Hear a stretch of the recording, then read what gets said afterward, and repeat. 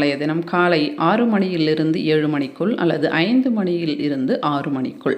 அதே மாதிரி முடியல அப்படின்னா மாலை 5 மணியிலிருந்து 6 மணிக்குள் அரச மரத்தை 108 முறை வலம் வர வேண்டும். அப்படி வலம் வரும்போது நீங்கள் காய்ந்த திராட்சைகளை வைத்து வலம் அந்த 108 பிரதட்சணம் முடிந்த பிறகு அந்த திராட்சைகளை எடுத்து அங்கு இருப்பவர்களுக்கு பிரசாதமாக தரலாம். 3 சுமங்கலி பெண்களுக்கு தாம்பூலம் தருவது சிறந்தது.